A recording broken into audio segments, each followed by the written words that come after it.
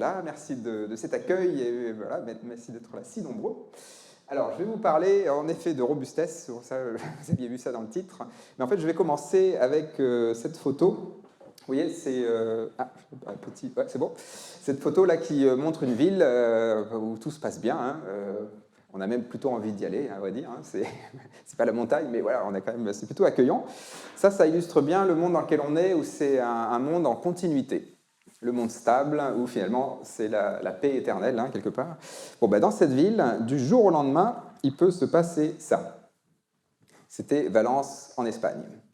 Et en fait, du jour au lendemain, on se rend compte que ce monde qu'on pensait en continuité n'existe plus. Nous sommes rentrés dans un monde en rupture. C'est ça qui définit le XXIe siècle.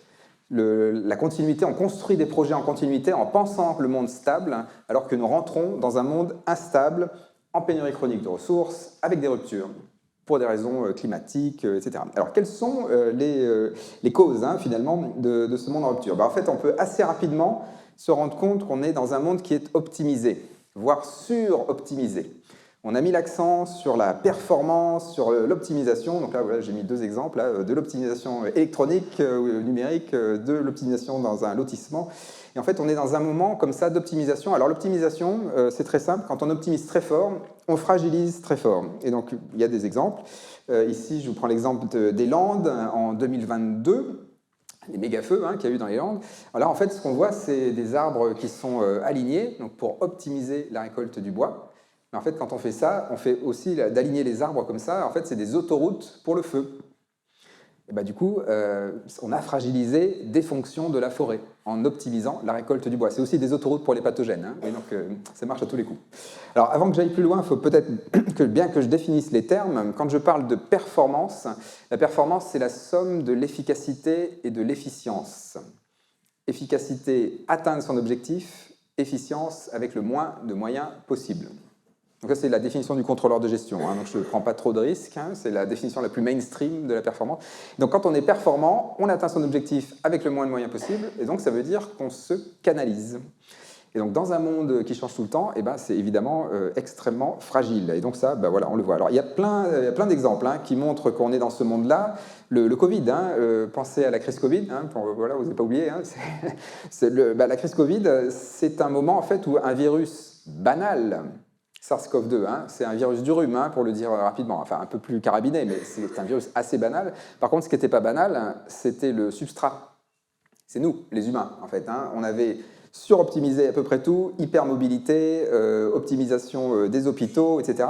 Tout ça, ça a plutôt révélé la fragilité du système. Donc le Covid, ce n'était pas une pandémie, c'était une syndémie. C'est la maladie du système, c'est la maladie d'un système suroptimisé, et donc trop fragile. C'est pas moi qui le dis, c'est Barbara Stiegler, c'est Richard Horton, le rédacteur en chef du Lancet. Donc voilà, en fait, quand on analyse bien le système, c'est plutôt ça qui s'est passé. Donc le Covid, c'est un exemple très simple du monde en rupture. En fait, c'est peut-être la première fois que de façon synchrone sur Terre, on a vu une rupture planétaire.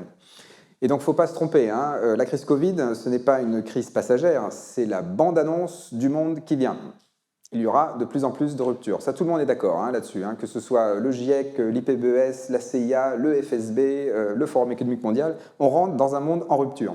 Alors en fait, les exemples sont assez faciles à voir dans l'histoire récente, puisque le Covid, il n'y a pas que le Covid, évidemment, donc voilà, il y a une épidémie de burn-out.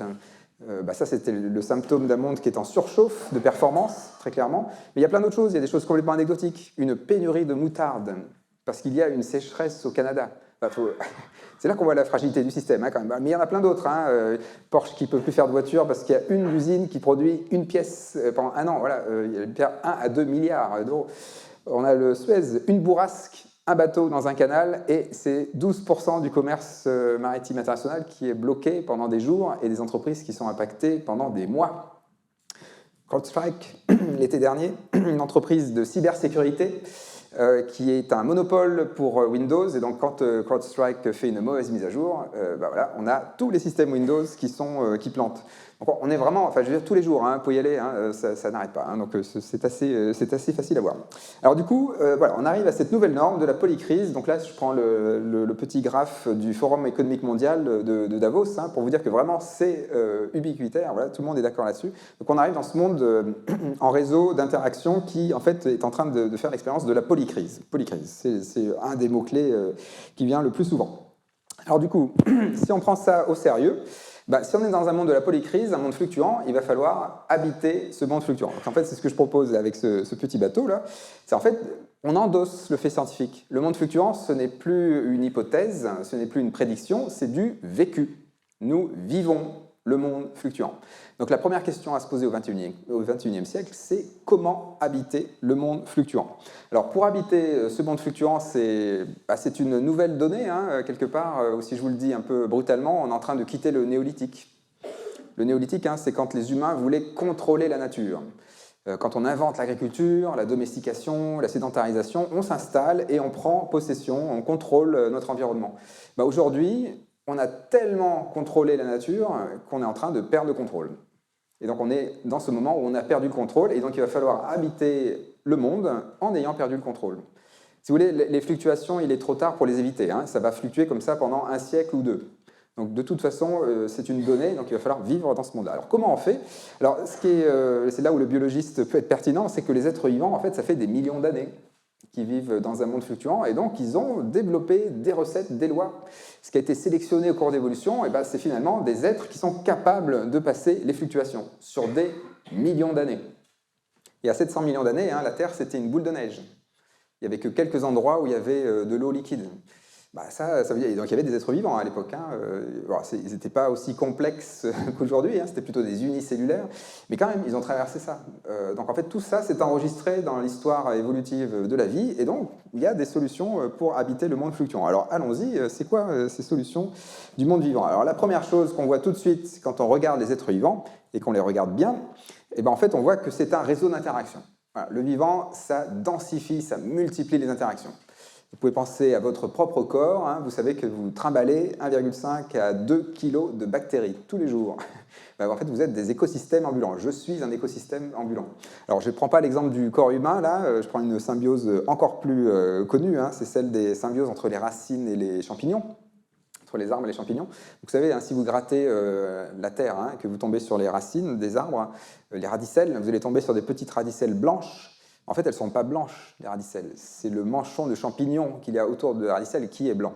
Donc ce que vous voyez, en fait, c'est le manchon de champignon autour de la racine. En fait, il y a une interaction très forte entre les champignons et les racines. Et là, vous avez un exemple que j'ai tiré d'un article scientifique. Ça, c'est un réseau d'interaction dans un sol forestier japonais, avec les petits points rouges, c'est des plantes, et les points bleus et jaunes, c'est des espèces de champignons différents. Vous voyez qu'une plante interagit avec des tas d'espèces de champignons différents, qui eux-mêmes interagissent avec d'autres plantes. Enfin, c'est tout un réseau d'interactions, et ça, ce n'est que la partie émergée de l'iceberg. Il n'y a pas toutes les espèces de champignons connues, et en plus, il n'y a pas les bactéries. Donc il faut vraiment penser le monde vivant, un être vivant, comme un réseau d'interactions extrêmement dense. Donc ça, c'est la première chose, les êtres vivants, ce sont des systèmes en interaction très fortes, vraiment avec beaucoup d'interactions. Alors nous, qu'est-ce que ça a donné dans le monde humain, les sociétés humaines? Alors, il est assez tentant de faire un parallèle avec ce qui s'est passé en parallèle de l'Anthropocène, hein, c'est cette fameuse transition numérique, cette révolution numérique. On vit un monde hyper connecté. Alors d'un certain point de vue, et d'ailleurs c'est ce qu'on avait proposé avec un collègue, Stéphane Grumbach de l'INRIA, en fait de dire que la révolution numérique, c'est la conséquence de l'Anthropocène. En fait, la conséquence d'un monde qui rentre dans la pénurie chronique de ressources, où ça commence à tanguer très fort, et du coup, on se serre les coudes, on coopère, voilà, on fait des interactions. Alors, vous voyez tout de suite dans le titre qu'il y a un bémol, une hyperconnexion, mais c'est une réponse maladroite. Bon, alors, la partie maladroite, elle est assez facile à voir, hein, c'est une partie physique, il faut beaucoup d'énergie, beaucoup de métaux, etc., donc ça, vous connaissez ça bien. Mais il y a d'autres raisons qui font que c'est très maladroit, cette réponse-là. C'est qu'en fait, plutôt que de l'hyperconnexion, en fait, ce qui se passe, c'est plutôt une canalisation. Et c'est là qu'on voit qu'on est vraiment dans le monde drogué à la performance, à l'optimisation, parce que même quand on développe un réseau d'interaction, ça devient un outil de canalisation. En fait, ce que ça a amené, ce numérique, hein, c'est que les gens passent beaucoup de temps devant leurs écrans.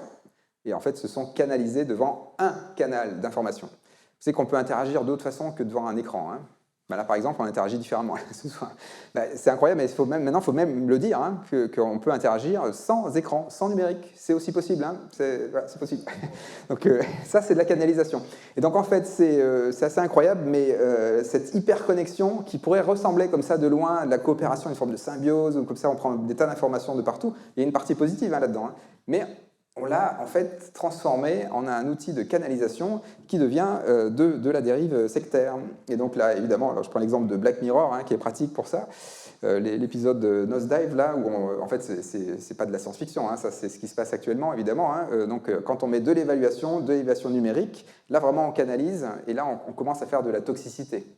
En fait, on utilise un réseau d'interaction pour déployer le contrôle et déployer la performance. Donc c'est pire, hein, c'est bien pire en fait, quand on réfléchit bien. Bon, donc ça c'est pour la partie numérique. Alors tant qu'à faire, hein, je vais un cran plus loin. L'intelligence artificielle. Donc ça fait partie hein, des interactions voilà, qu'on pourrait presque imaginer comme étant un nouvel organisme organique qui est venu chez nous là. Hein. C'est un peu un alien hein, finalement. Le numérique et l'IA, c'est des nouvelles interactions entre nous, mais c'est même devenu presque une entité en plus qui vient nous accompagner, qui vient nous aider, qui va nous aider à faire la transition. Voilà, c'est pas bon. C'est un peu la promesse. Alors du coup, bon, un petit mot, je fais une petite parenthèse là-dessus. Est-ce que là, on est vraiment sur le chemin du vivant, de la coopération, des interactions? Alors en fait, bon, critique comme ça à la serpe, hein, je ne vais pas faire un topo sur l'IA, mais quand même, il y a des choses à dire. On pense souvent au danger de l'IA, que voilà, c'est Terminator, etc., super intelligence, etc. Bon, en fait, le premier danger, ce n'est pas la puissance de l'IA, c'est la faiblesse des humains. Vous savez qu'on se fait avoir très facilement, nous les humains, justement parce qu'on n'est pas très performants. Si vous demandez à ChatGPT ce qui s'est passé sur le Titanic, ChatGPT va vous dire, voilà, le seul survivant du Titanic, c'est un menuisier qui faisait des charpentes de je ne sais pas quoi, quelle taille, etc. Enfin, il va vous raconter toute une histoire. La syntaxe sera parfaite. Et donc, vous allez croire ce que vous dit ChatGPT, alors que vous savez très bien qu'il n'y a pas eu qu'un seul survivant sur le Titanic. Donc on se fait avoir très facilement, parce que la syntaxe est très bonne. Ça, c'est une illusion numérique, comme il y a des illusions d'optique. Voilà, donc en fait, bon, ça c'est la faiblesse des humains, mais quand même, je vais aller un cran plus loin. Pourquoi ça ne marche pas, cette histoire d'IA? Alors, il y a une partie positive dans l'IA, c'est la sérendipité. Le fait qu'avec de l'IA, on peut être exposé à des choses nouvelles, des choses inattendues, des nouvelles ressources, des nouvelles références. Donc ça, c'est plutôt un peu comme dans la symbiose des êtres vivants, des nouvelles interactions qui vont nous apporter des nouvelles cordes à notre arc. Ça va nous permettre d'habiter le monde fluctuant. Mais tout le reste est quand même très négatif. Hein. Alors, la première chose, la destination avant le chemin. Vous savez qu'en fait, quand on utilise de l'IA, c'est pour aller plus vite. Alors, vous savez, peut-être les Indiens Kogi étaient venus hein, dans les Alpes, donc peuple premier, hein, voilà, et ils avaient vu tous ces tunnels dans les Alpes, hein, et donc ils avaient demandé, mais pourquoi vous creusez des tunnels dans les montagnes? Et donc nous, les Occidentaux, on avait dit, bah, c'est pour aller plus vite, et eux, ils avaient dit, mais pour aller où? C'est une excellente question. C'est une excellente question. Et donc en fait, l'IA, quand on utilise ChatGPT, bah, on va dire la même chose, c'est pour aller plus vite. C'est pour aller plus vite. Alors, il faut vraiment bien se poser la question. Est-ce que vraiment, dans la vie, on veut atteindre la destination? Comme dit Desproges, hein, il n'y aura pas de survivants. Donc, la vie, c'est le chemin, ce n'est pas la destination. Hein. Et donc, quand on entretient cette idée que l'IA va nous permettre d'arriver plus vite à la destination, de résumer un bouquin encore plus vite, etc., qu'est-ce qu'on fait exactement? En fait, on perd la joie du chemin pour empiler des destinations. Ça, c'est mortifère. Hein. C'est mortifère. On perd notre humanité. Donc ça, c'est la destination avant le chemin. Deuxième point, bon, j'ai déjà dit, le coût exorbitant en eau, hein, en énergie, en ressources. Bon, ça, c'est bien connu. Troisième point, c'est l'effet s'endormir derrière le volant. Quand vous faites de l'IA très performante, donc vous la faites tourner, le résultat est vraiment bluffant. Donc du coup, voilà, c'est très performant. Donc du coup, vous avez confiance. Deuxième fois, vous vérifiez encore. La 10e fois, peut-être que vous vérifiez encore. La 100e fois, vous ne vérifiez plus. Hein. La 1000e fois, vous ne vérifiez plus. Jusqu'à ce qu'il y ait un avion qui se prenne une tour de contrôle. parce qu'il y a quelqu'un, parce qu'on n'aura plus vérifié finalement, et il y a une erreur un jour qui va faire que... voilà. Donc ça, c'est l'effet s'endormir derrière le volant. Oui, c'est un problème de confiance en fait. Hein. En fait, alors, je peux vous le dire différemment, les meilleures IA, ce sont les moins performantes. Parce que les IA les moins performantes gardent un lien avec l'humain. Les IA, ça marche si c'est hybridé avec des humains. Si c'est une IA qui devient très autonome, on perd tout. Hein, on perd tout. Et alors le dernier point, et donc ça c'est vraiment un point de biologie, c'est la consanguinité. Donc en fait, quand on réfléchit bien, les IA, l'IA en fait, c'est devenu le premier éditeur de contenu au monde. C'est le premier éditeur de contenu au monde. Donc, et les IA, qu'est-ce qu'elles font? Elles se nourrissent des contenus d'Internet. Donc du coup, elles se nourrissent des contenus qui sont produits par des IA. Alors ça, c'est ce qu'on appelle de la consanguinité, hein, l'inbreeding en anglais. Hein. En fait, ça s'appauvrit. En fait, c'est l'effet photocopieuse. Hein. Si vous mettez une page et que vous photocopiez ça la même plein de fois, ben, au bout d'un moment, il n'y a plus rien sur la photo. Alors voilà, vous pouvez coupler les deux là, l'effet s'endormir derrière le volant et la consanguinité. Et ben en fait, structurellement, l'IA va faire des erreurs. Telle qu'elle est conçue, elle est faite pour faire des erreurs. Donc il y aura des erreurs. Et donc c'est assez étonnant qu'on pense, comme Sam Altman, qu'il faut investir 7 000 milliards de dollars pour augmenter la performance des IA. Quand on sait que les meilleures IA, ce sont les moins performantes et que telles qu'elles sont conçues, elles sont appelées à disparaître elles-mêmes. Donc là, on est vraiment dans le délire performant. Vous voyez, c'est ça que je voudrais vous faire toucher du doigt, c'est qu'en fait, au départ, c'était les interactions, la coopération, l'inspiration du vivant, hein, quelque part. Et en fait, on est reparti dans nos travers performants. Alors du coup, on est en train finalement de construire des futurs obsolètes. C'est assez incroyable quand même, hein, et gaiement, hein, avec beaucoup d'énergie, en dépensant beaucoup d'argent, tout ça, pour aller encore plus dans la performance et donc encore plus dans un discours finalement mortifère. Alors du coup, je vais aller directement à la diapo d'après pour vous parler de ce piège de l'efficacité. En fait, ça c'est vraiment une question de transition. Dans la transition, on dit souvent qu'il y a urgence. Et quand il y a urgence, quand on manque de temps, le piège performant, le piège de l'efficacité, c'est d'accélérer. Et alors, le numérique, l'IA, tombe à fond dans ce piège-là. En fait, quand on manque de temps, si on accélère, on va s'enferrer encore plus dans une voie encore plus étroite. On va donc performer, on va être efficace, efficient, atteindre son objectif avec encore moins de moyens, et ce sera de plus en plus difficile de sortir du canal. C'est le piège de l'efficacité. C'est-à-dire qu'à court terme, ça marche, on a pu passer la crise, mais on s'est enferré dans une voie encore plus étroite. Une fois, deux fois, trois fois, après on ne peut plus sortir du canal. Donc en fait, quand on manque de temps, alors c'est assez simple, quand on manque de temps, en fait, il faut se reconnecter à son espace. Vous savez qu'on évolue dans un espace à 4 dimensions, les 3 dimensions de l'espace, la 4e dimension du temps.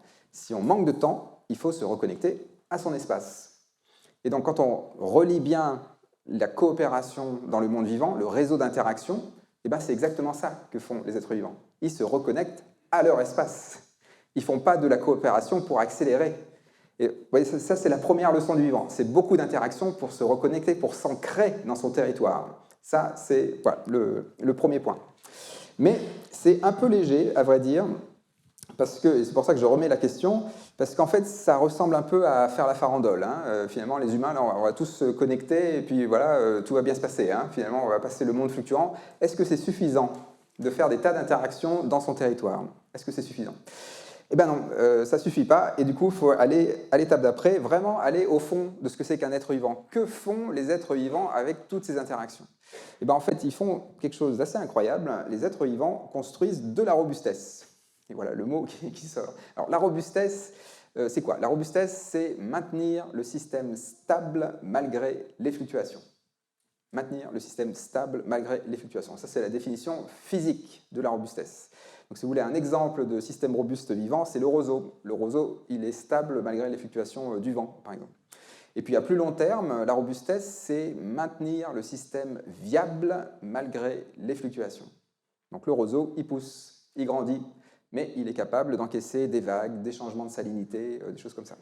Donc c'est ça qu'en fait, quand on réfléchit bien, et quand on le décrit, hein, quand on l'analyse, ce qu'on trouve en fait au cours de l'évolution, eh bien, ce sont des êtres vivants robustes qui sont sélectionnés.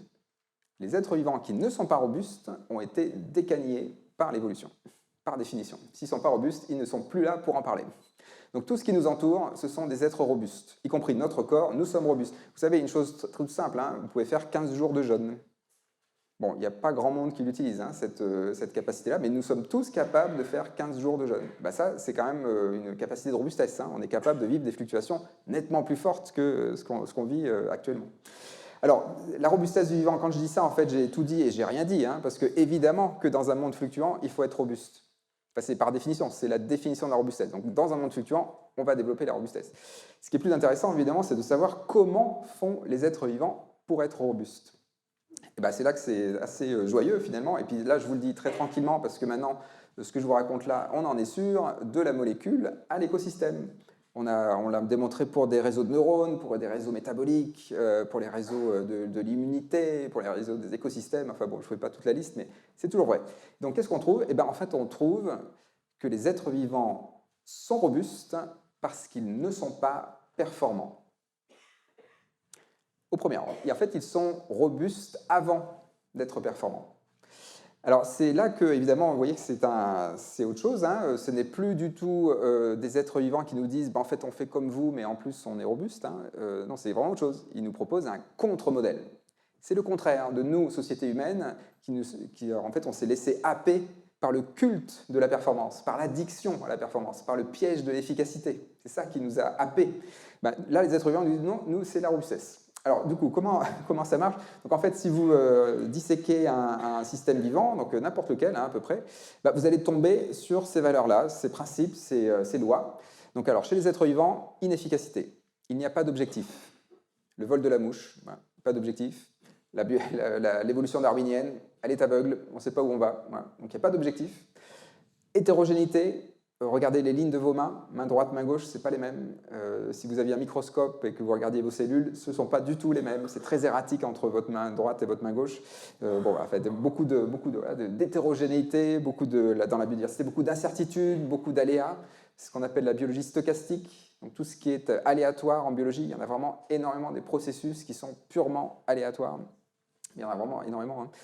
Beaucoup de lenteur, de délai, beaucoup de redondance. Pensez au nombre de feuilles qu'il y a sur un arbre, au nombre de globules rouges qu'il y a dans le sang, le nombre de villosités que vous avez dans vos intestins, vos alvéoles pulmonaires dans les poumons. Enfin, je ne vais pas vous faire toute l'anatomie, hein, mais c'est incroyable. Nous sommes des êtres extrêmement redondants.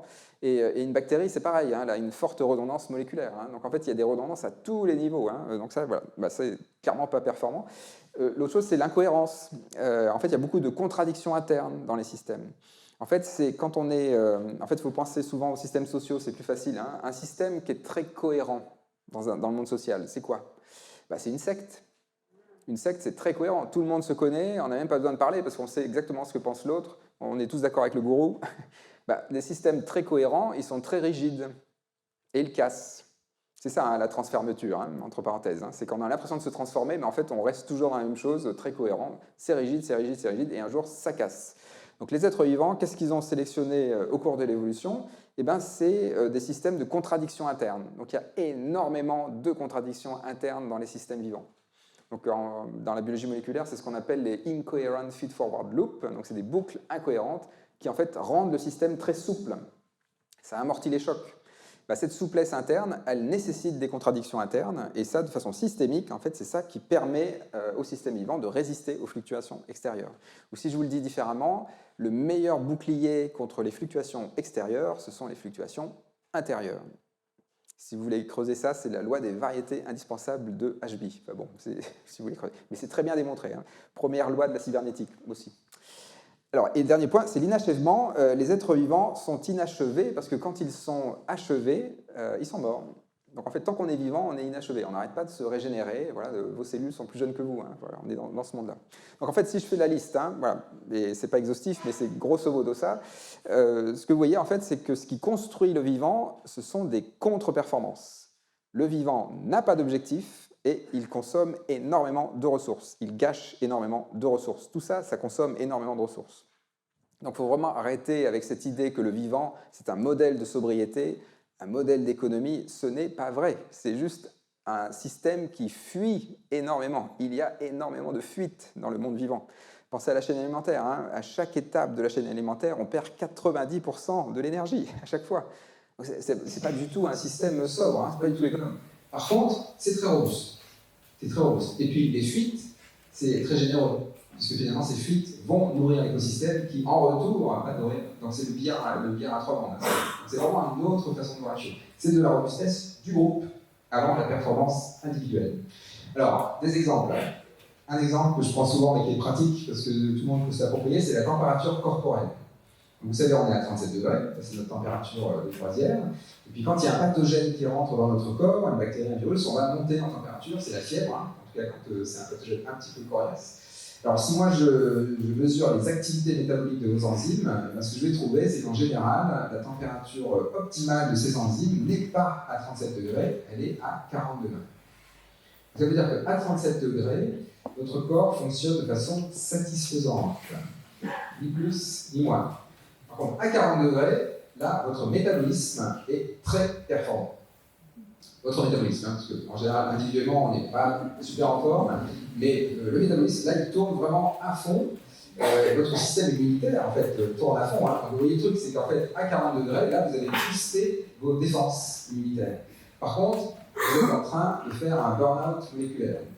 Parce que là, vous êtes en train d'épuiser vos enzymes. Elles sont en train de tourner très très fort. Elles sont en train, en effet, de décaniller les pathogènes de passage. Et par contre, elles ne peuvent pas faire ça très longtemps. Hein. C'est 3 jours. 3 jours à 40 degrés. Après, c'est mortel. Parce que là, vous allez perdre vos protéines. Vraiment, littéralement, vous les cramer. Donc en fait, on ne peut pas rester à 40 degrés. Donc du coup, on revient à la température de croisière de 37 degrés, qui n'est pas très performante. Donc vous voyez, c'est tout simple. Hein. À 37 degrés, on est robuste parce qu'on a gardé beaucoup de marge de manœuvre. On a mis du jeu dans les rouages. Et en fait, quand on est à 40 degrés, alors là, on est très performant, mais par contre, il n'y a plus de jeu dans les rouages, et là, on est très fragile. Optimiser, fragilise. Hein. Toujours pareil, ça marche aussi pour les systèmes vivants, évidemment. Donc voilà, il y a plein d'exemples, hein, les animaux qui hibernent en hiver, enfin voilà, il y en a plein. Alors du coup, comment ça peut nous éclairer, ça, pour le monde social? Alors je présente souvent cette courbe parce qu'elle est pratique, hein, donc c'est une courbe en cloche qui peut nous éclairer pour dire, en gros, cette idée de compromis entre performance et robustesse, en quoi ça peut nous éclairer pour le monde fluctuant qui vient. En fait, si on réfléchit bien, le progrès, hein, le gros mot progrès. Ben, le progrès, ça fait très longtemps que le progrès est guidé par des gains de performance. En fait, on a réduit le progrès de l'humanité à des gains de performance. On pense que quand on performe plus, on progresse. Le numérique, l'IA, voilà, enfin, je ne refais pas la liste. Donc ça, c'est quelque chose qui n'est pas très récent. Hein. Ça fait 10 000 ans qu'on est là-dedans. En fait, depuis qu'on a inventé l'agriculture, on est allé dans le contrôle, dans la performance, et on s'est un peu enferré dans ce culte de la performance. Et donc au début, c'était assez local, bon, mais après, quand on a commencé à faire les plantations, la colonisation, la mécanisation, la grande accélération, là, c'est là on arrive, en fait, aujourd'hui, au bas de la courbe. Là. Donc on est dans la courbe, au bout de la courbe rouge, là, où en fait, quand on augmente les performances, on détruit notre habitat. On est dans le moment de la performance contre-productive, pour citer Illich. Ben en fait, quand on est dans ce moment-là, en fait, plus on augmente nos performances et plus la viabilité de l'humanité sur Terre est menacée. Donc c'est très clair, hein, le futur du progrès, ce ne sera pas des gains de performance. C'est physiquement impossible. C'est-à-dire que dans un monde fluctuant, faire plus d'efficacité, plus d'efficience, c'est surtout s'enferrer dans une voie plus étroite. Dans un monde qui change tout le temps, c'est suicidaire. Se canaliser dans un monde qui change tout le temps, vraiment, c'est la dernière chose à faire. Donc du coup, qu'est-ce que c'est le progrès au XXIe siècle? Il faut changer d'axe. Le futur du progrès, ce sera des gains de robustesse. Il va falloir augmenter la robustesse. Dans un monde qui devient de plus en plus fluctuant, il faut augmenter la robustesse. Je le dis très tranquillement parce que c'est physique, thermodynamique, si vous voulez. Hein. Quand ça fluctue plus, si vous voulez survivre, il faut être robuste. Voilà, c'est aussi simple que ça. Et vous voyez, c'est sur 2 axes différents. Parce qu'on ne peut pas être très performant et très robuste. Ce sont 2 valeurs qui s'opposent. Quand on est très performant, on s'est enferré dans une voie étroite. Quand on est très robuste, on a diversifié, on explore, on expérimente. Ben ça, forcément, ça a un coût en performance. Donc c'est exactement ce que nous disent les êtres vivants. Hein. Ce qui est fou, hein, c'est qu'on l'a sous les yeux, hein, la solution. Ils nous le disent tous les jours, y compris notre corps. Hein. Ok, donc ça c'est la bascule très pragmatique dans un monde fluctuant. Eh bien oui, évidemment, il faut faire de la robustesse. Est-ce que c'est pas un peu utopique? Voilà, je ne vous apprends rien, hein. Les investisseurs, ils veulent de la performance. Elon Musk, qui veut faire de l'efficacité gouvernementale. Voilà. Bon, donc on a plein de gens qui sont quand même voilà, dans l'ultra-performance, qui sont un peu nos gourous à tous dans le culte de la performance. Alors, comment on peut imaginer qu'une société comme ça, là, en 2025, bascule d'un seul coup vers la fin du néolithique, hein? On quitte le néolithique en 2025. Allez, est-ce que c'est possible ça? Est-ce que ce n'est pas un peu utopique? Alors, pour comprendre comment un système bascule, j'aime bien utiliser cette analogie de la nuée d'oiseaux, nuée des tourneaux, qui permet d'illustrer à quoi ça peut ressembler, un basculement. Ça, c'est l'exemple typique d'un système qui bascule, en fait, qui n'arrête pas de basculer. Il bascule de droite à gauche, et de façon coordonnée. Les oiseaux ne se rendent pas de drone, hein. Là, il n'y a pas d'accident, apparemment ça se passe bien, c'est un basculement qui se passe bien. Alors comment font les oiseaux comme ça pour basculer? C'est très simple, hein. Ce sont toujours les oiseaux à la périphérie du groupe qui guident le groupe. Parce que les oiseaux à la périphérie du groupe, ce sont eux qui sont exposés aux fluctuations du monde. C'est eux qui voient le prédateur arriver, hein. C'est eux qui voient la bourrasque devant. Voilà. Ils répondent et en fait ils contaminent le cœur. Et bien ça, c'est vrai pour tous les systèmes. Tous les systèmes basculent par la périphérie. C'est vrai pour une nuée d'oiseaux, un banc de poissons, pensez aux empires. Hein. Les empires, en général, ils basculent par un événement qui s'est passé à la marge. La Chine, hein, tous les comptoirs européens, ça a quand même pas mal fait basculer cet empire. Donc en fait, voilà, il y a plein d'exemples comme ça. Donc en fait, si on veut voir le monde qui bascule de la performance à la robustesse, c'est pas la peine d'aller voir ce qui se passe à la Commission européenne, chez Total, chez McKinsey. Ça, c'est le cœur faisandé de la performance. C'est l'ancien monde, c'est le cœur du système. Mais c'est normal, hein, ils ne voient que les oiseaux voisins, ils ne voient pas les fluctuations. Ils sont aveugles au monde. Donc si on veut voir le monde qui bascule, de la performance à la robustesse, il faut aller au niveau local des collectifs citoyens qui sont soumis à des fortes fluctuations. Et bien, ces collectifs-là, alors que ce soit des entreprises, hein, des associations, des individus, ils ont déjà développé de la robustesse. Pas le choix. Enfin, quand je dis pas le choix, hein, c'est pas le choix d'avoir le choix. Parce que la robustesse est plurielle, contrairement à la performance qui est monolithique, la meilleure solution. Donc du coup, qu'est-ce qui se passe quand on va aux marges? Qu'est-ce qu'on trouve aux marges dans ces collectifs de citoyens? C'est ça qui est extraordinaire. En fait, ce qu'on trouve aux marges, en fait, c'est des tas d'initiatives où des citoyens ont déjà basculé dans la robustesse et en fait, ça devient massif.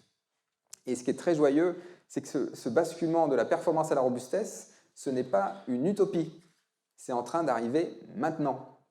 Et ce n'était pas le cas il y a 20 ans. C'est vraiment maintenant que ça se passe. Alors, un exemple. Saint-Martin-d'Auxilly, voilà, petit village qui a subi le remembrement et donc qui avait canalisé ses rivières, qui avait augmenté les surfaces agricoles. Donc ça, c'était de la performance, hein, très clairement, on optimise le paysage. Bon, quand on canalise les rivières comme ça, en fait, ce sont des autoroutes pour l'eau. Hein. Quand il pleut beaucoup, cette eau, elle va très très vite inonder la ville voisine. Et donc, ils se sont fait inonder, en effet, un certain nombre de fois, jusqu'au moment où ils se sont dit, bon, on va peut-être quand même faire quelque chose, comment on fait pour ne plus se faire inonder? Qu'est-ce qu'ils ont fait? Ils ont retracé une rivière, ils ont remis des lacets dans la rivière, ils ont reméandré leur rivière, donc ils ont ralenti leur rivière. Qu'est-ce qui se passe maintenant? Quand il pleut beaucoup, cette rivière déborde dans la parcelle et elle n'inonde plus la ville. Donc ils ont désoptimisé le paysage pour augmenter la robustesse territoriale. Alors ce qui me plaît bien dans cet exemple-là, c'est que non seulement c'est aux marges, c'est un petit village qui s'est pris en charge, hein, qui a développé sa robustesse territoriale, mais ce qui me plaît encore plus, c'est qu'on en parle au journal de 20h de France 2. Donc la marge est en train de contaminer le cœur. C'est en train d'arriver. Vous voyez, ça arrive maintenant, ça. Je peux vous dire que dans les années 60, on n'en aurait pas parlé, hein, de cette histoire-là, hein, très clairement. Hein. Donc, oui, ça... Et alors, juste pour vous aller jusqu'au bout, hein, ça, ils ont fait avec des tractopelles. Maintenant, on pourrait le faire avec des castors, hein, le coup de retracer la rivière, hein, avec une entreprise qui est basée à Valence, en France. Donc, c'est pour vous dire, hein, le monde de la robustesse, c'est très joyeux. Hein, il y a plein d'interactions dans tous les sens. Voilà, on se reconnecte au vivant. Enfin, vraiment, il y a... Qu'attend-on, hein? Alors, ok, donc ça c'est pour le paysage. Alors, l'autre exemple, c'est l'agriculture. L'agriculture, en fait, ce qu'on voit se développer beaucoup, c'est l'agroécologie. Alors, complètement sous le radar. Hein. C'est qu'en fait, vous savez cette fameuse expression, hein, un arbre qui tombe fait plus de bruit qu'une forêt qui pousse. Alors, l'agriculture intensive qui râle, ça on l'entend beaucoup. Hein, le patron de la FNSEA, on l'entend beaucoup. Mais ce qui monte depuis 20 ans, c'est l'agroécologie. partout en Europe, hein, c'est massif, hein. Sauf que c'est en dessous du radar. Et pourquoi ça monte si fort? Eh ben, tout simplement parce qu'un petit paysan qui a une petite parcelle ne peut plus démarrer en agriculture intensive. C'est inabordable, c'est beaucoup trop cher, c'est beaucoup trop fragile, ça dépend d'un pétrole pas cher, d'engrais, de pesticides, enfin, d'une technocratie distante, ça c'est beaucoup trop fragile. Alors aussi, hein, juste pour enfoncer le clou de l'agriculture intensive jusqu'au bout, ça dépend aussi de phosphate. Le phosphate, d'où vient-il? Essentiellement du Maroc, un seul pays. Alors là, fragilité géopolitique hein, quand même. Hein. Le Maroc ferme ses frontières, c'est la fin de l'agriculture intensive. Hein. Enfin, c'est quand même dingue. Enfin, il en reste un peu ailleurs, hein, mais c'est le stock mondial, il est plutôt au Maroc. Et en plus, au Maroc, on a à peu près calculé, alors les plus pessimistes pensent qu'en 2040, on va atteindre le pic de phosphate, comme on a dépassé le pic de pétrole conventionnel entre 2006 et 2008. Donc ça veut dire que si on est sérieux, il reste une vingtaine de récoltes en agriculture intensive, avant que ce soit très tendu, en faisant l'hypothèse de la paix, en plus. Bon, voilà, hein, un peu fragile quand même. Donc du coup, l'agroécologie, évidemment que c'est en train de se développer pour des bonnes raisons. Ce n'est pas une mode, hein, ce n'est pas un truc de bobo ou de néo-ruraux, c'est une réponse opérationnelle au monde fluctuant. Alors l'agroécologie, hein, donc l'agroforesterie, la permaculture, les jardins créoles, hein, il y a toute une diversité de solutions, c'est toujours basé sur de la biodiversité cultivée. Donc plus complexe, plus lent, plus hétérogène, et le paysan ne vise plus le rendement maximal, il vise la stabilité du rendement. Ça, c'est de la robustesse. Et donc, en fait avec l'agroécologie, ce qu'on fait, c'est qu'on rend la parcelle plus autonome grâce aux services écosystémiques qui sont fournis par la biodiversité cultivée. Donc, ça veut dire que c'est ça, en fait, hein, on bascule d'un monde où, avant, on exploitait les écosystèmes pour augmenter la production, on inverse, maintenant, on se demande comment la production peut nourrir les écosystèmes. C'est-à-dire que la production agricole, c'est surtout d'abord des services écosystémiques qui maintiennent les services dans la parcelle pour maintenir la stabilité des rendements. Donc ça veut dire qu'un paysan, il ne fait pas que du rendement en grains, il maintient l'hygrométrie de ses sols, il maintient des insectes auxiliaires, il fait des tas de choses, quoi. Alors juste pour vous donner un chiffre, hein, un chiffre que j'aime bien citer, c'est les mélanges variétaux, qui est un peu le niveau 1 de l'agroécologie. Hein. C'est si vous semez du blé, dans la version performante, vous semez la meilleure variété de blé et vous faites une monoculture. Et si les mélanges variétaux, c'est au lieu de semer la meilleure variété, vous semez 20 variétés de blé en mélange.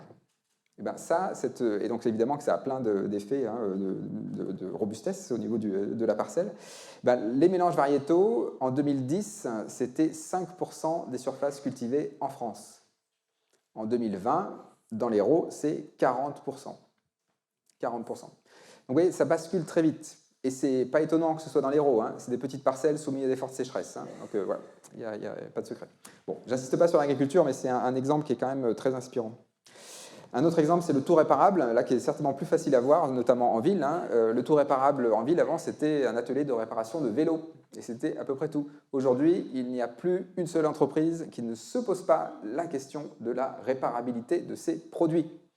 Mais c'est de tout, hein. Des vêtements, voilà, les jeans 1083, ils font des pulls aussi, voilà, les Royal Air qui fait des pulls garantie à vie, bon, je ne vais pas vous faire toute la liste, mais quand même, voilà, Brezelec qui fait de la réparation d'électronique agricole, l'ADEME, Extrême Défi, ça c'est les véhicules intermédiaires, c'est des véhicules qui sont entre un vélo et une voiture, entièrement démontables, entièrement interopérables, ça redonne du sens à ce que c'est qu'un garagiste. D'ailleurs, entre parenthèses, hein, ces véhicules-là, là, s'ils étaient à Valence en Espagne, dans la boue, là, contrairement, ils ne vont pas à la casse. Hein. On les sort de la boue, on les démonte, on les remonte. Voilà, ça, c'est des véhicules qui sont adaptés au monde fluctuant. Alors, ils vont beaucoup moins vite, hein. C'est 25 à 40 km/h, mais justement, ils ont besoin de beaucoup moins d'énergie. Hein. Donc, ils ont du solaire sur le toit, ils se rechargent en roulant, ou même au parking. Hein. Ils sont vraiment autonomes. Voilà. C'est le monde fluctuant qui vient, et donc c'est très fort parce qu'il y en a vraiment partout. Les Repair Café, il y en a 400 en France. Et c'est conçu pour être viral, c'est-à-dire qu'il y a un protocole pour être contaminant. Oui, tout ça, on est vraiment dans ce monde-là. Et ça ne va pas s'arrêter, hein, de nouveau, ce n'est pas une tendance, ce n'est pas une mode, ça. C'est une réponse opérationnelle au monde fluctuant. Et ce n'est même pas une question d'être vertueux parce que c'est écolo, parce que c'est social, etc. Non, c'est une réponse économique. Si la Chine, la semaine prochaine, envahit Taïwan, si votre entreprise dépend d'un bien chinois, la Chine a fermé ses frontières, si vous n'avez pas un atelier de réparation dans votre entreprise, c'est terminé. Vous mettez la clé sous la porte. Donc le réparable, c'est vraiment une réponse toute simple à ce monde fluctuant. Bon, voilà, on relocalise finalement aussi les compétences de réparation. Alors ça veut dire que ça inverse pas mal de choses, donc c'est aussi les ingénieurs, donc ça c'est ce qu'il faut dire aux élèves ingénieurs hein, qui désertent les écoles d'ingénieurs, qui n'ont pas compris ce qui s'est passé. Du coup, en fait, il faut leur dire ça, c'est que les ingénieurs, dans le monde de la performance, hein, c'était des ingénieurs, on leur demandait de faire des incréments de performance via des délégations techniques distantes. Ça, c'est le vieux monde. Aujourd'hui, les ingénieurs, ils ont les mêmes savoirs scientifiques, les mêmes maths, les mêmes physiques, les mêmes sciences sociales, mais on leur demande de développer des solutions robustes. Donc on a besoin d'eux, hein. On a besoin d'ingénieurs dans le monde du futur. Mais par contre, ils n'ont pas du tout le même cahier des charges, si vous voulez. C'est qu'en fait, on va demander aux ingénieurs de développer des solutions robustes. Donc ça veut dire de la technodiversité. Il ne faut pas ajouter à l'effondrement de la biodiversité l'effondrement de la technodiversité. Ce serait quand même un peu fort de café. Donc la technodiversité, c'est quoi? Ça veut dire qu'on ne va pas demander aux ingénieurs de développer la meilleure solution. On va demander un plan A, un plan B, un plan C, un plan D. Il faut que ce soit que des solutions robustes. Et en plus, il faut que ces solutions visent l'autonomie technique des citoyens. Il faut que la solution soit réparable, adaptable dans le territoire, avec une entreprise du territoire, avec une association du territoire, avec un collectif citoyen du territoire. Donc il ne faut pas que ça dépende d'un microprocesseur fabriqué à Taïwan, voilà, pour le dire simplement. Ça, c'est très joyeux. Vous voyez, un ingénieur de la robustesse, une ingénieure de la robustesse, enfin, il y a un sens à son métier. Parce qu'en fait, les ingénieurs de la performance, leur rôle, c'était de faire des objets très performants, donc très fragiles, donc de l'obsolescence programmée. Là, on répond à l'obsolescence programmée en faisant des ingénieurs de la robustesse qui font du tout réparable local. Voilà. Ça a beaucoup plus de sens. Donc, les écoles d'ingénieurs vont s'y mettre progressivement, mais voilà, tout le monde peut s'y mettre. C'est vraiment quelque chose d'assez large. Et ça permet aussi de dire que la robustesse, comme vous voyez, est technophile. Vous voyez, on peut réconcilier Illich, la technique et l'écologie. C'est incroyable. C'est la robustesse qui permet ça, en fait, parce que quand on fait ça, en fait, on se rend compte que là, on n'est pas en train de dire, on n'est pas technophobe du tout. Au contraire, on réconcilie les citoyens avec la technologie, avec ça. Alors que dans le monde de la performance, quand il y avait une nouvelle technologie très performante, elle écrasait les technologies plus anciennes. C'est le monde de la performance qui est technophobe. Il ne faut pas l'oublier, ça. Les amis chez la bougie, c'est le monde de la performance qui est technophobe. Le monde de la robustesse, au contraire. S'il y a des nouvelles technologies qui sont robustes, on garde. Mais ce n'est pas pour ça qu'on arrête de faire des maisons en terre crue, par exemple. On garde aussi. Alors ça, c'est pour les ingénieurs. Et puis un dernier exemple qu'on voit aux marges, c'est dans les organisations. Et dans les organisations, on voit se développer beaucoup plus de coopération, des scopes, des SIC, des approches participatives, des conventions citoyennes, des conventions des entreprises pour le climat. Il y a certaines personnes ici qui en font partie. Alors je vais peut-être vous prendre l'exemple des districts industriels dans le nord de l'Italie. Enfin, pas que dans le nord de l'Italie d'ailleurs. Donc ça, c'est le district industriel. C'est en Italie, c'est des PME hyper spécialisées qui se mettent ensemble et qui mutualisent des fonds, justement des ateliers de réparation, voilà, qui mutualisent, qui ont un commun finalement. Alors pourquoi elles font ça? Parce qu'en fait, une PME qui est hyper spécialisée, c'est très fragile, typiquement. Parce que si d'un seul coup le marché change, voilà, on est tout seul, quoi. Donc du coup, ces PME se sont mis ensemble, ont une mutualisation. Et alors qu'est-ce qui se passe quand on fait ça, quand on fait une forme de coopération territoriale? On n'a plus aucune raison de partir du territoire. Puisqu'en fait, notre activité économique est vraiment ancrée comme un organe qui est innervé dans le territoire. On ne peut plus vraiment en partir, mais parce qu'on a mis des billes dans le territoire, on a investi dans le territoire, on prend soin du territoire. Alors, ce qui est assez marrant avec ces districts industriels, c'est que dans les années 80, on trouvait ça un peu ringard. À l'époque de Reagan, Thatcher, voilà, non, c'est la Startup Nation. Ça, c'est Thatcher. En fait, il n'y a pas que Thatcher, comme vous voyez. Ça déteint encore un peu maintenant, mais ça, c'est les vieux discours qui restent. Mais du coup, en fait, quand on pense comme ça, c'est qu'on n'a vraiment rien compris. En fait, dans un monde fluctuant, il faut développer la coopération territoriale. Si je vous le dis différemment, quand on entend parfois le gouvernement dire « on va faire de la compétitivité pour réindustrialiser », il y a contradiction dans les termes. Quand on fait de la compétitivité, si vraiment on veut être compétitif, il faut délocaliser. Donc on ne va pas réindustrialiser. Si on veut réindustrialiser, il faut nourrir la coopération territoriale. Et donc ce qui m'intéresse avec ces districts industriels, c'est que d'un seul coup, depuis quelques années déjà, on s'y intéresse beaucoup à ce vieux système traditionnel là qui finalement, on s'est rendu compte que dans le nord d'Italie, on n'a quasiment pas délocalisé. Justement parce qu'il y a cette coopération territoriale. Je ne veux pas être trop long, mais c'est juste pour vous dire qu'il y a vraiment des exemples partout qui nous entourent, où on voit ce monde robuste qui vient. Donc du coup, vous voyez, dans tous les sens, robustesse sociale, robustesse des ingénieurs techniques, de l'agriculture. Donc on peut vraiment le décliner partout, hein. C'est quelque chose qui est transversal. De toute façon, c'est une loi physique, hein, le compromis performance-robustesse, il n'y a pas de secret. Donc du coup, voilà, on arrive à cet équilibre où finalement, pour le dire assez rapidement, dans un monde stable et abondant en ressources, on faisait beaucoup de performances. Et puis quand il y avait une crise, on se posait la question de la robustesse. Ben maintenant qu'on rentre dans le monde de la polycrise, eh ben en fait, on va faire de la robustesse tout le temps, et puis quand il y a une crise, on va autoriser la performance. C'est comme la fièvre, hein, ou comme un pompier. Un pompier qui va au feu, il fait de la performance, mais le reste du temps, il est robuste. Parce que s'il était tout le temps au feu, il s'épuiserait et il se brûlerait. Donc c'est le burn-out presque littéral. Alors du coup, bon, comment on fait maintenant pour monter en échelle? Parce que ça, c'est les exemples inspirants, c'est très pratique, parce que ça permet d'incarner dans le territoire cette robustesse. Cette robustesse, ce n'est pas une théorie d'un chercheur, c'est quelque chose qui se vit dans le territoire, c'est du vécu. C'est comme les fluctuations, ce n'est plus une prédiction, c'est maintenant. On le vit maintenant et ça s'accélère très fort. Comment on fait pour monter en échelle? Et surtout, je ne voudrais pas dépolitiser le discours avec mes histoires des étourneaux là, hein, qui basculent, hein, parce qu'on pourrait presque se dire, bon, il n'y a besoin de rien faire finalement. On est en train de basculer tranquillement, et ben c'est super, donc la performance, on passe à la robustesse, donc finalement, il n'y a rien besoin de faire, tout va bien. Alors, c'est là où il faut sortir du monde biologique, parce que nous, les êtres humains, nous sommes capables de nous représenter ce qui se passe, il y a des jeux de pouvoir, il y a des ultra-performants qui sont très riches, donc la bascule ne va pas forcément très bien se faire. Il peut y avoir beaucoup de casse dans le basculement, parce que les ultra-performants vont résister très fort.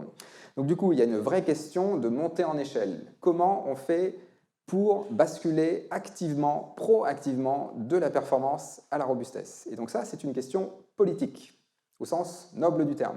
Comment on fait pour monter en échelle?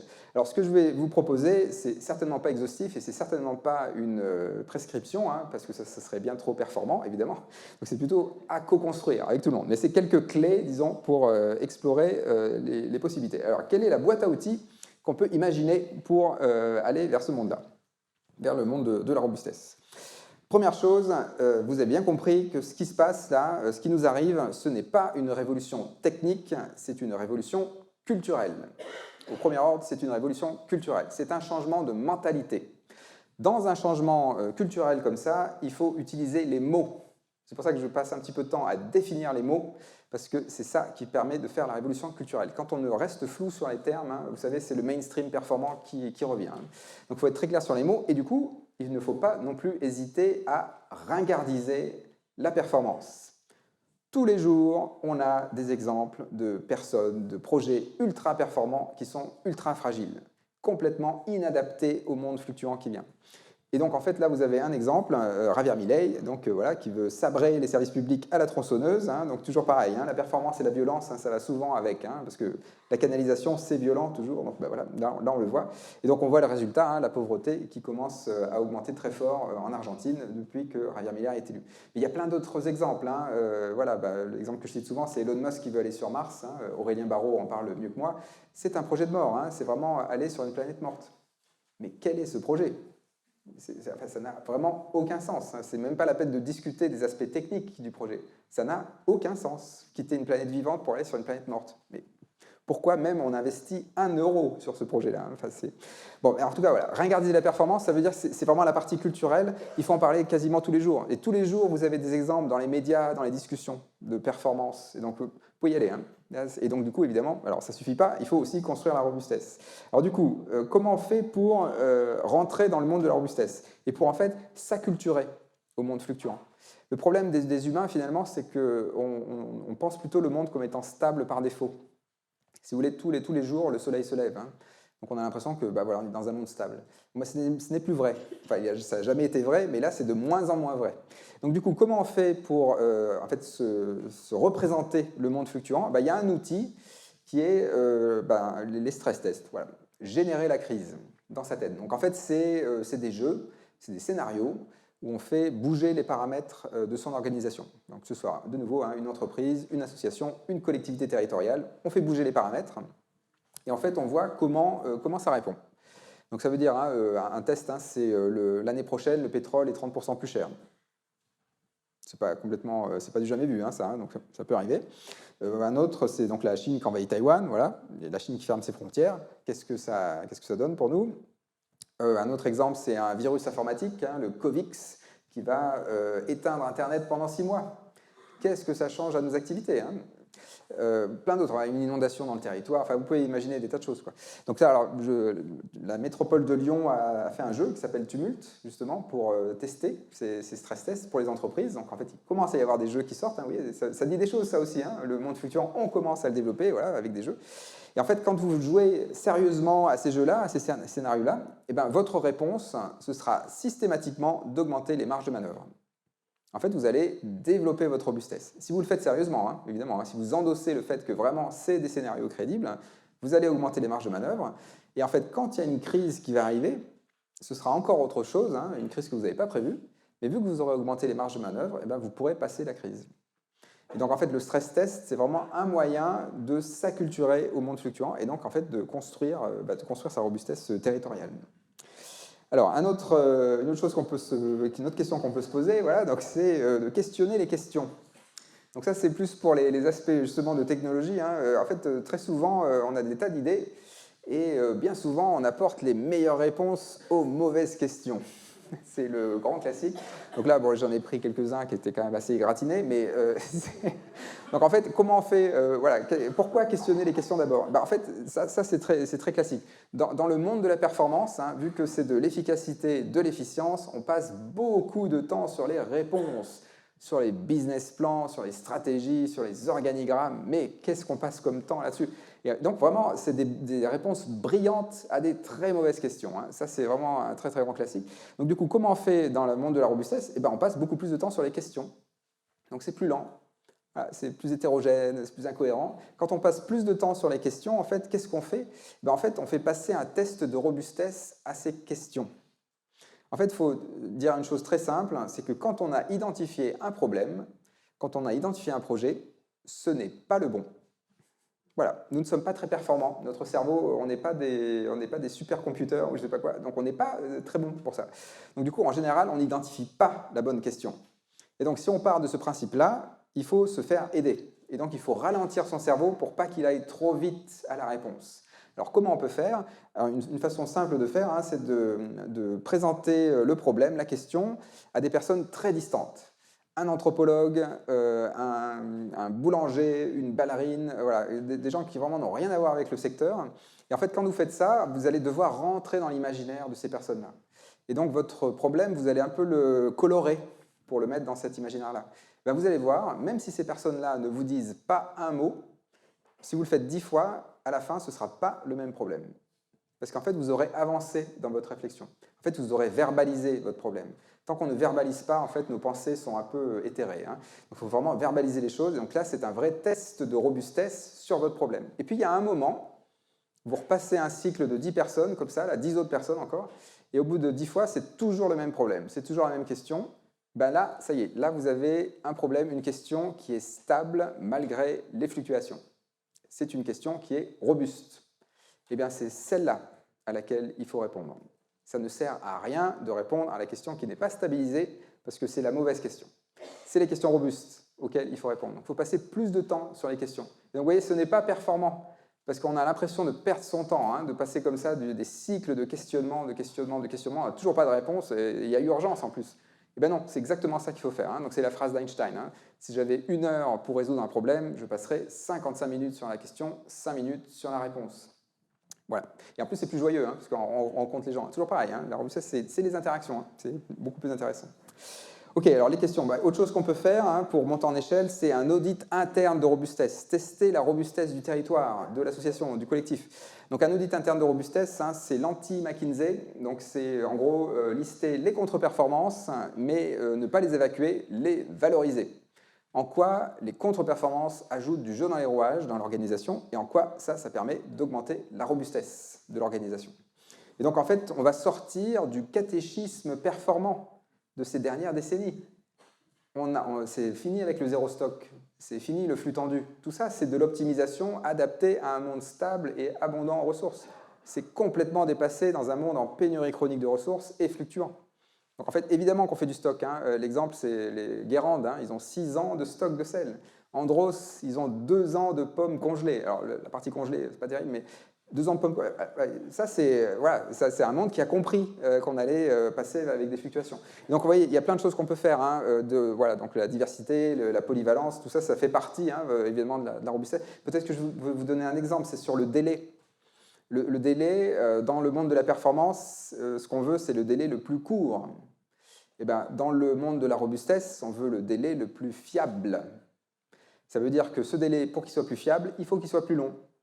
Mais on met d'abord la fiabilité, hein, évidemment. Hein, voilà. En fait, dans un monde fluctuant, de dire qu'un service sera donné dans un mois, mais que ce sera le 15 février à 15h08 et pas à 15h09, ça a extraordinairement de valeur hein, dans un monde fluctuant.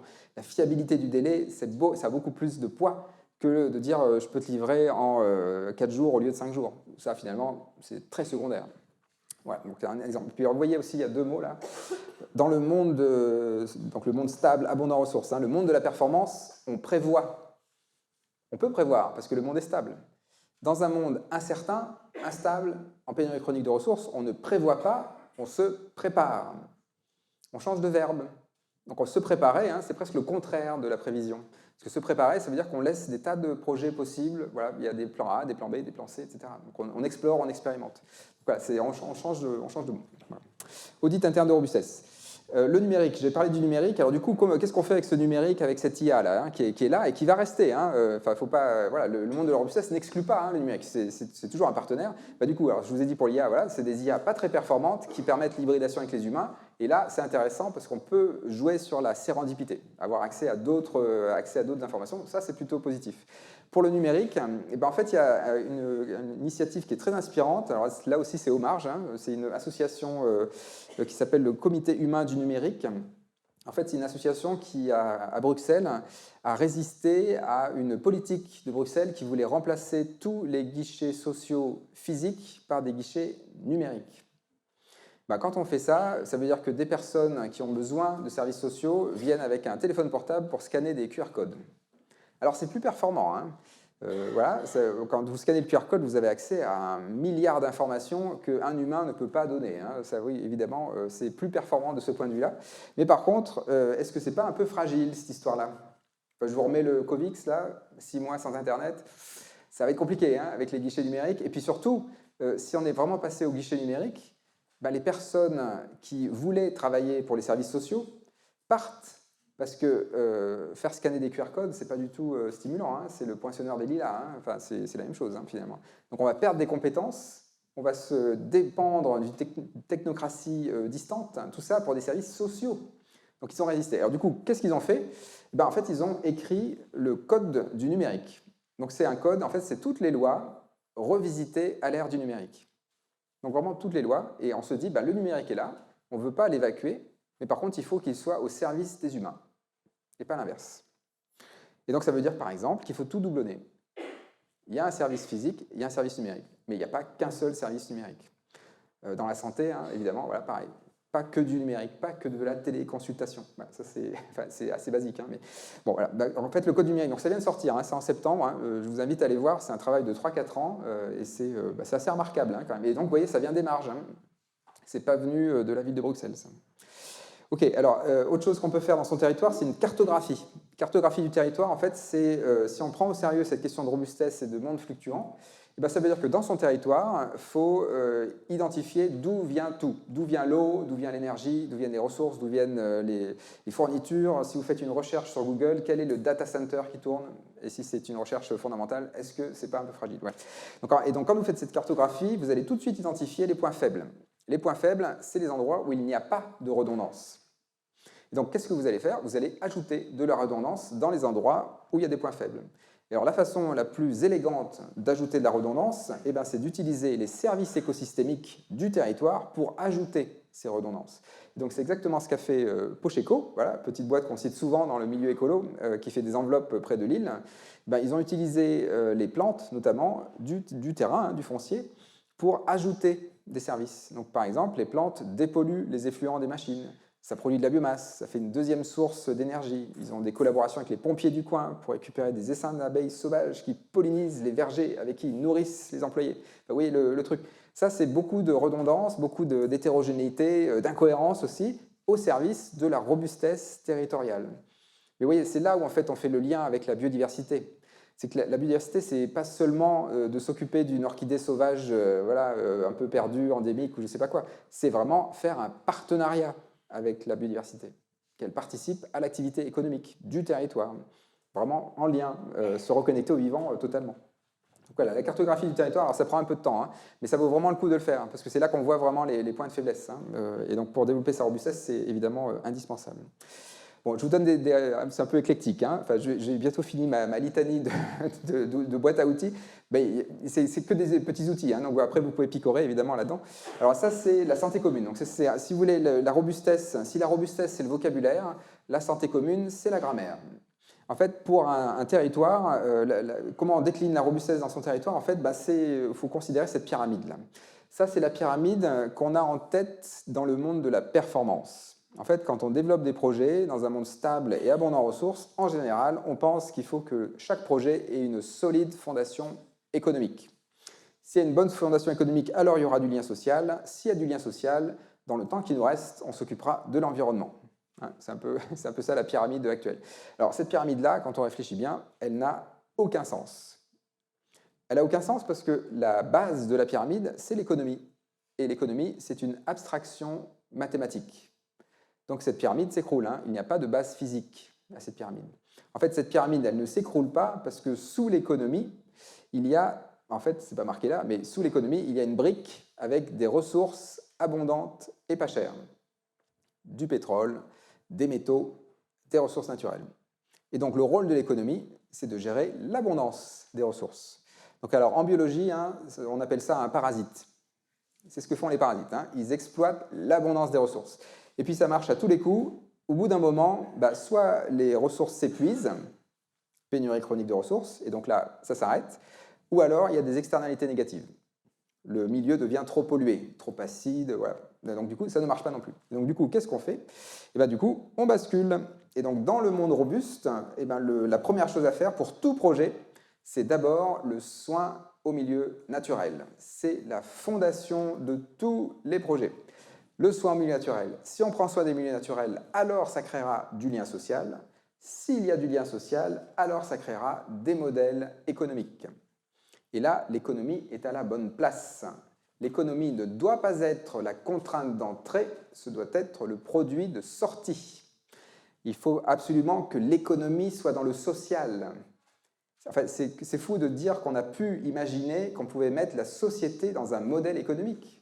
Enfin, c'est vraiment dingue hein, quand même quand on y pense. Hein. L'économie, c'est un modèle mathématique. Pourquoi la société devrait rentrer dans un modèle mathématique?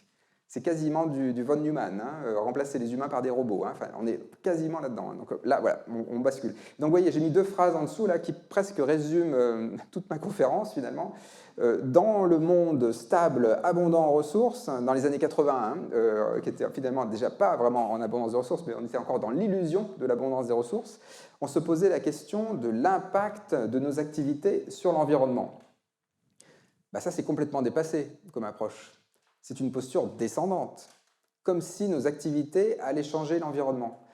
Les fluctuations que nous allons vivre au XXIe siècle, c'est une donnée. Il est trop tard pour éviter les fluctuations, ça va tanguer très fort. Donc il ne faut pas se poser la question de l'impact de nos activités sur l'environnement, il faut se poser la question de l'impact de l'environnement sur nos activités. Le monde fluctuant, c'est une donnée. Et donc il va falloir ajuster nos activités à ce monde fluctuant. Et donc c'est des activités qui sont au service de la robustesse. Alors, je prends un exemple pour la santé, et là la santé vraiment biomédicale pour le coup, donc c'est au-delà de la santé commune, c'est une sous-partie de la santé si vous voulez. En fait, c'est juste pour vous illustrer comment ça pourrait se décliner dans le territoire, ça, et c'est aussi un peu un déficit, c'est que dans le monde médical, pour une raison qui m'échappe un peu, dans le monde médical, on a considéré que la performance c'était bon, il fallait continuer à faire de la performance dans le monde médical, parce que voilà, il fallait être très rapide, les soignants, il faut qu'ils aient tout de suite le matériel, évidemment, hein, si on s'est coupé un bras, il faut être performant, hein, le pompier, voilà, pareil, il faut qu'il soit performant. Mais comment ça se fait qu'on ne se pose pas d'autres questions? C'est qu'en fait, dans le monde écolo, hein, les circuits courts, le low-tech, tout ça, c'est bien appréhendé. Comment ça se fait qu'on ne fait pas rentrer ça dans les maisons de santé, dans les hôpitaux? Enfin, ça commence un peu, hein, cela dit, mais c'est très, très tardivement. Dans un monde fluctuant, il faudra que l'hôpital fasse des circuits courts, du low-tech, de la modularité, du participatif, comme tout le monde, parce que la robustesse, c'est transversal, hein, personne n'y échappe. Et du coup, ça veut dire, je prends un exemple très simple, vous savez qu'on va avoir des gros problèmes de numerus clausus dans les 10-20 ans qui viennent, on a déjà des déserts médicaux. Donc si on fait une solution performante pour l'hôpital, ça veut dire qu'on va faire des hôpitaux avec des super équipements, des super scanners, voilà, où il n'y a que juste quelques experts qui pourront faire tourner ces machines. S'il y a de moins en moins de médecins, de moins en moins de soignants, ça ne va pas marcher. Si on fait de la téléconsultation pour pallier le manque de médecins, ça ne va pas marcher non plus, très fragile dans un monde fluctuant. Donc du coup, il va plutôt falloir penser quelques hôpitaux, oui, très performants, avec du high-tech, etc., mais surtout un grand réseau de maisons de santé, low-tech, où les citoyens, lambda, vont participer aux soins, vont rentrer dans ces maisons de santé. Et donc il va falloir que les machines qui sont dans ces maisons de santé, elles soient réparables, adaptables par les citoyens, faciles à opérer. Oui, c'est vraiment un changement. Et donc ça, c'est du low-tech, c'est du circuit court, c'est de la modularité, c'est du participatif. Il faut que ça rentre dans le soin aussi. Il n'y a pas de raison, voilà, y a pas de, en fait, on ne peut pas échapper à ce monde fluctuant. Ok, alors j'ai presque terminé. La méthode des désaccords féconds. Donc ça, c'est aussi pour arriver finalement à comment on fait pour que tout le monde puisse discuter hein, dans un monde polarisé. Alors il y a la méthode de Patrick Vivray, hein, des désaccords féconds. En fait, c'est une méthode où, si je devais la résumer, le point clé, hein, c'est de bien expliciter les définitions pour savoir pourquoi on est d'accord et pourquoi on n'est pas d'accord. Dans les désaccords féconds, c'est typiquement une stratégie d'incohérence qu'on affiche et même qu'on revendique. Et quand on fait ça, en fait, à la fin de la discussion, peut-être qu'on n'est toujours pas d'accord, hein, mais on repart en sachant pourquoi l'autre n'est pas d'accord, parce que chacun a explicité son désaccord. Le jour où le monde change, en fait, on sait qu'on a une autre personne qui pense différemment. Et du coup, on va pouvoir activer cette autre connaissance. Ça, c'est très précieux dans le monde fluctuant. Donc, vous voyez, c'est très tolérant, la robustesse, hein, finalement. On accepte des tas de choses. Le côté pluriel de la société, il est là, quoi. Donc ça, c'est une méthode qui est intéressante, notamment pour dépasser hein, des polarisations dans la société. Bon, j'ai quasiment terminé. Voilà, juste pour un autre outil. Bon, je vous ai vraiment donné une grosse boîte à outils là ce soir. Ça, c'est de l'approche systémique. Alors, le monde de la robustesse, en fait, c'est une porte d'entrée dans l'approche systémique, si vous voulez. Mais en fait, on peut le résumer avec cette phrase-là. Dans le monde de la performance, on va d'abord chercher la solution, et voire même la solution clé en main. Dans le monde de la robustesse, on va chercher les conditions dans lesquelles la solution émerge. Donc c'est plutôt le billard à trois bandes. Hein. Mais vu que ça émerge du territoire, ça c'est robuste, parce que ça va pouvoir se maintenir. C'est pas un sparadrap qu'on met, hein. C'est pas de l'aspirine. C'est vraiment quelque chose qui se construit dans le territoire. Ça, c'est robuste. Et du coup, ça va faire le lien, je pense, avec ma dernière diapo, qui est celle des décideurs. La nouvelle posture des décideurs, en fait, dans le monde performant, stable, abondant en ressources, le décideur, c'est surtout un meneur. C'est quelqu'un, en fait, qui dit « je veux et je sais comment faire ». Oui. Napoléonien hein, comme posture. Bon, il y en a d'autres, hein, mais voilà. Donc, je sais comment faire. Alors ça, dans un monde stable et abondant en ressources, c'est pas très grave si le décideur se plante. De toute façon, il y a plein de ressources ailleurs. Donc, finalement, c'est pas très grave. Dans un monde en pénurie chronique de ressources, instable, le décideur, c'est surtout un facilitateur qui dit « j'ai envie et je ne sais pas comment faire ». Donc en fait, c'est vraiment le contraire. Hein. C'est quelqu'un en fait, qui ne dit pas le vouloir, mais qui met le désir sur la table. Donc il va créer du nous. Et puis il ne dit pas, il ou elle hein, évidemment, ne dit pas je sais comment faire, il dit je ne sais pas comment faire. Donc ce qu'on met sur la table, c'est le manque de solution. Le manque de solution, c'est ça qui fédère, c'est ça qui mobilise. Et puis c'est même robuste à l'absence du décideur. Si le décideur n'est plus là, ça va continuer, parce que le collectif est toujours là. Donc ça va continuer à se déployer et à se propager. Ça, c'est de la robustesse sociale, pour le coup. Alors, juste pour vraiment terminer, pour vous dire que cette robustesse, ce qui est chouette, en fait, c'est que ça commence non seulement, vous voyez, il y a plein d'exemples inspirants où on est déjà dans le monde de la robustesse, mais maintenant, il commence à y avoir des territoires, des organisations qui, dans leur vision stratégique, mettent la robustesse dans leur raison d'être. Et c'est très normal, hein, dans un monde fluctuant, la robustesse, ça va forcément apparaître à un moment ou à un autre. Mais alors, il y a quand même des exemples, hein, vous voyez, les hospices civils de Lyon, etc. Mais peut-être le fait d'armes, si on peut dire, des dernières semaines, c'est la fédération Wallonie-Bruxelles. Donc toute la Belgique francophone, toute l'administration de la Belgique francophone, pour sa vision 2030, a décidé de mettre la robustesse. Et seulement la robustesse. Tous les départements, tous les ministères de la Belgique francophone sont Vision 2030, robustesse. donc département de la justice, des transports, de l'habitation, etc. C'est tout accès robustesse. Donc ça va être un territoire extrêmement intéressant à voir, hein, parce que c'est une administration de 7000 personnes, avec un territoire qui commence à être assez grand, qui a vécu des fortes fluctuations, hein, toujours pareil, c'est pas par hasard que ça se développe dans ce pays-là. Il y a aussi peut-être l'humour belge, hein, qui doit aider pas mal, mais quand même, ça va être super intéressant. Et donc là, ça va être un sacré laboratoire à taille assez raisonnable, assez large, pour voir comment ça peut se déployer. Et donc vraiment, je vous invite à aller voir, peut-être même à faire des jumelages pour voir comment ça se déroule là-bas, et peut-être qu'on peut faire un territoire apprenant européen avec Wallonie-Bruxelles qui porte le premier flambeau, si vous voulez. Ok, je m'arrête là. Si vous voulez en savoir plus, voilà, donc il y a les bouquins. Le petit tract de Gallimard, c'est un texte d'intervention, 60 pages. Il n'y a aucune référence, c'est vraiment que des punchlines. Mais c'est vraiment pour un texte d'intervention. Si vous voulez en savoir un peu plus, évidemment, il y a la troisième voie du vivant, donc c'est la même chose, mais avec beaucoup plus de références, 500 références, 300 pages.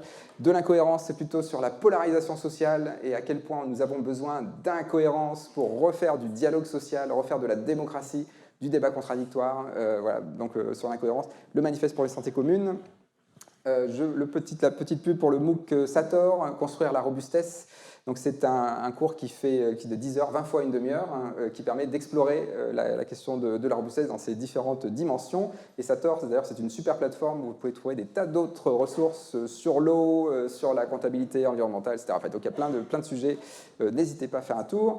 Il y a des ressources sur YouTube, évidemment, et aussi sur le site de l'Institut Michel Serres, si vous allez sur l'onglet « S'impliquer », il y a les premiers pas, il y a des projets inspirants, il y a des formations, donc voilà, n'hésitez pas à aller faire un tour. Certaines personnes ici portent des projets d'ailleurs portés sur ce site-là. Je vous remercie. On va passer aux questions.